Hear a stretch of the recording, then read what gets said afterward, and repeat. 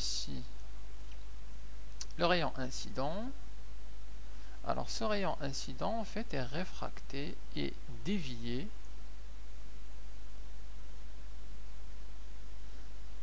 c'est le rayon R.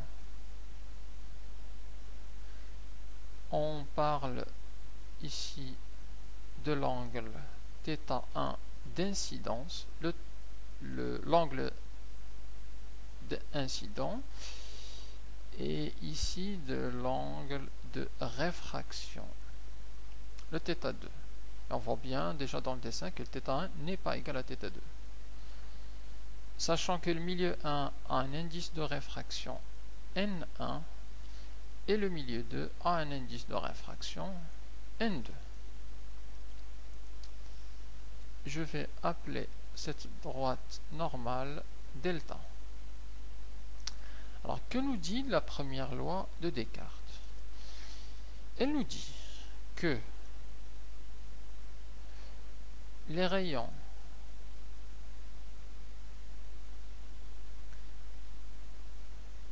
incidents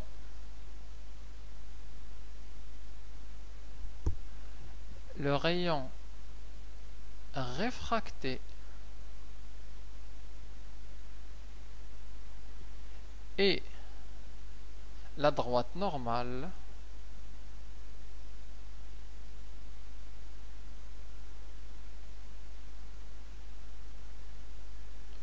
delta, alors ces trois se situent sur le même plan.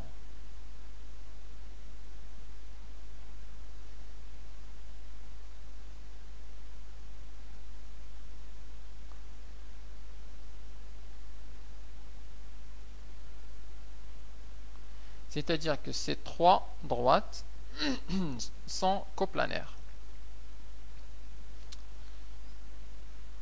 C'est la première loi. La deuxième loi.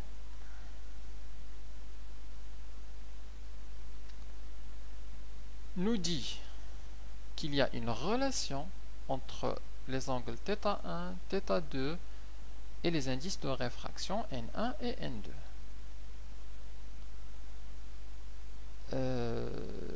Il y a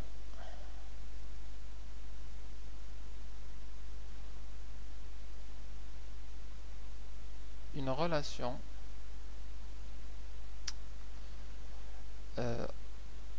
entre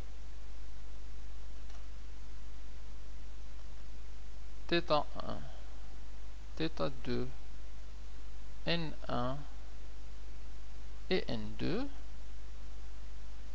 qui est de N1 fois sinus de θ1 égale à N2 fois sinus de θ2.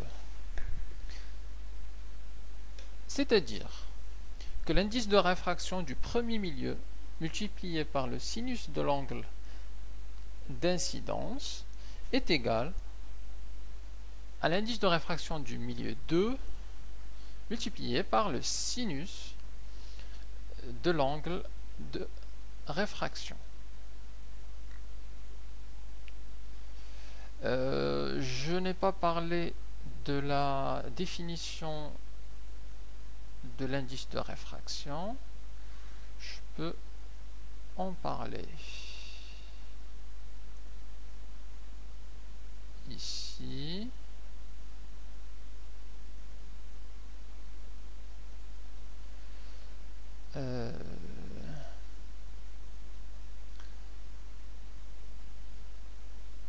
Avec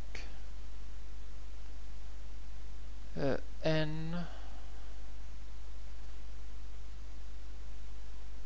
d'un milieu, l'indice de réfraction d'un milieu, c'est égal à c, qui est la vitesse de la lumière, divisé par v, la vitesse de propagation de la lumière dans ce milieu.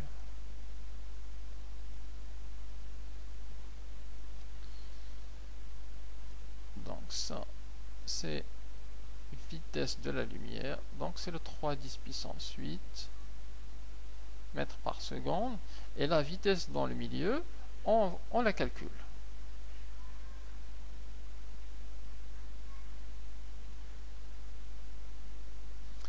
C'est la définition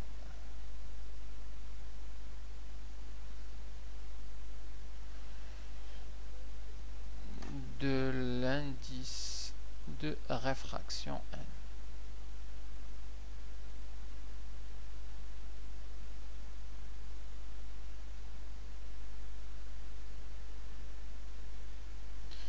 Sachant que l'indice de réfraction de l'air c'est égal à 1 et que les indices en général de réfraction vont être supérieurs à 1 puisque c'est une fraction dont le numérateur est supérieur au dénominateur. Donc soit c'est de l'air et C sur C ça donne 1, soit c'est autre chose et en général on a le N supérieur strictement à 1. Alors regardons maintenant un milieu dispersif et donc le phénomène de dispersion qui est le prisme.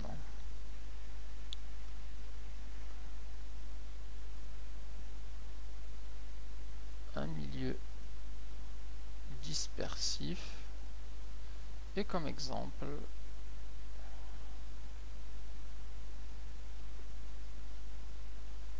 le prisme. Définissons ce que c'est qu'un milieu dispersif. Alors, un milieu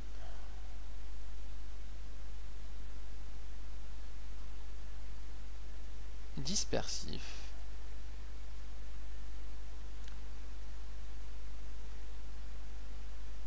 est un milieu où la célérité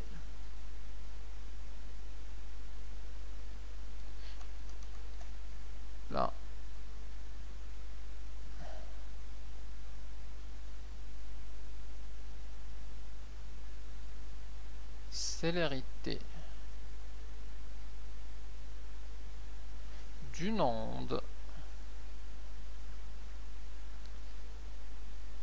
est fonction de sa fréquence.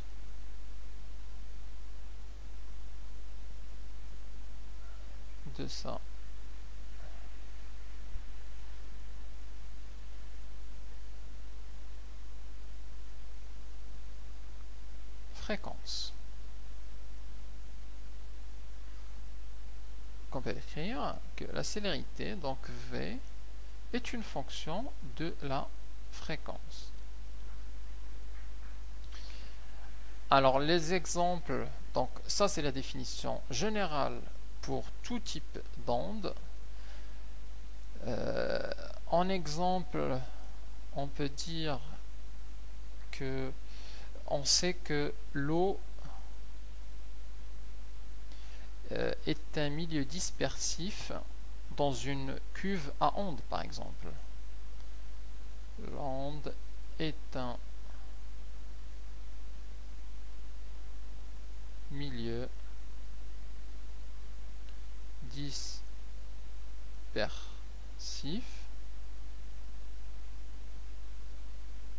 pour les ondes à sa surface.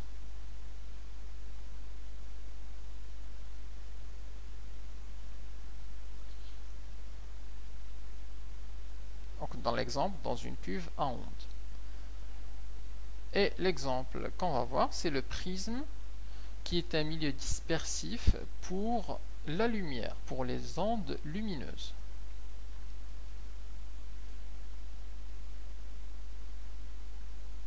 Donc le prisme est un milieu dispersif pour les ondes lumineuses.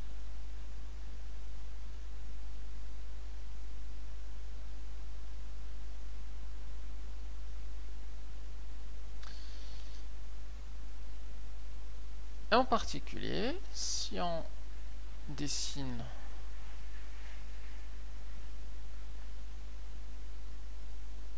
un prisme,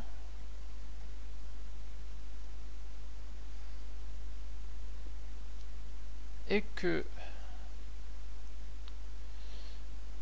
on le fasse traverser par ça c'est le perpendiculaire. Donc si on le fait traverser par un rayon ou par une lumière blanche,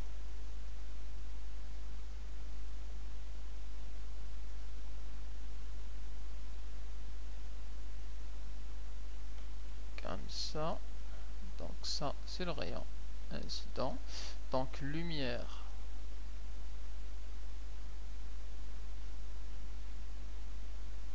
blanche, donc une lumière polychromatique, alors le prisme va en fait séparer cette lumière blanche et va la décomposer en lumière monochromatique qui la compose.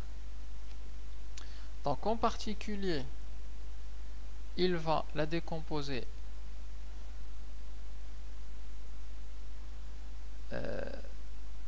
ici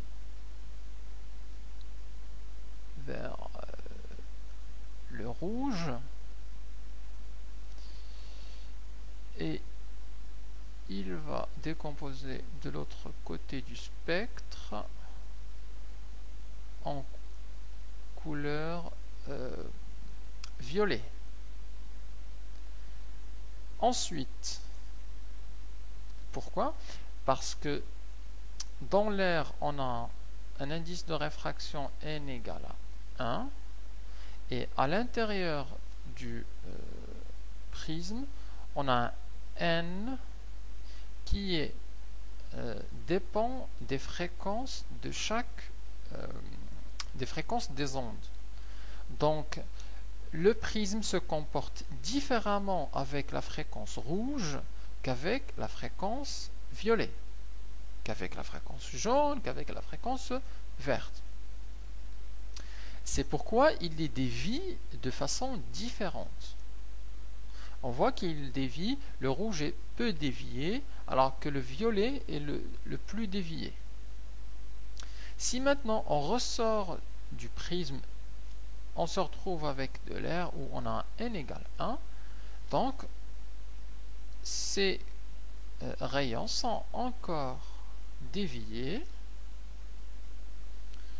Alors, on va le faire ici, et le violet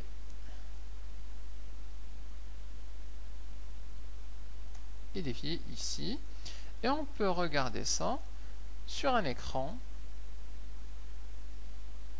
et visualiser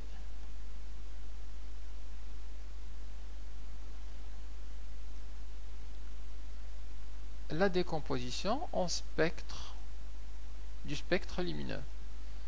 Donc en regardant, on verra en fait des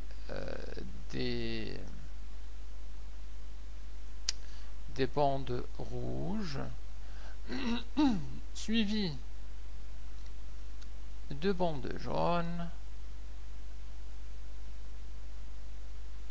suivies de bandes vertes, suivies de bandes bleues,